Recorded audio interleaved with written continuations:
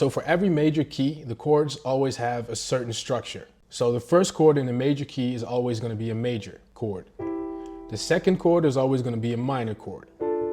In this case, D minor. The third chord is also a minor chord, E minor. The fourth chord is a major chord, F major. The fifth chord is also a major chord, G major. Then the sixth chord is a minor chord, A minor. And the seventh chord is a diminished chord, which we don't really use that often in music. Now this remains consistent regardless of which key you choose. So let's say we pick the key of D major. So let's first play the D major scale.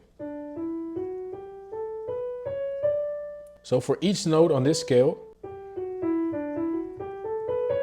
we can play a chord. The first chord, again, in the major key is always going to be a major chord. So the first chord will be D major. The second chord is going to be E minor.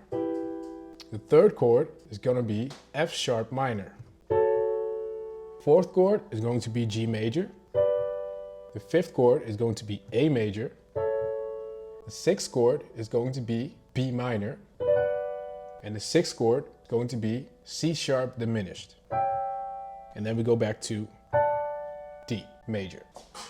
So if you want to uncover the chords within a key, first play the scale. So if it's a major scale, then you know for each key in this major scale, you can build a chord. First one is major, second is minor, third is minor, fourth is major, fifth is major, sixth is minor, seventh is diminished.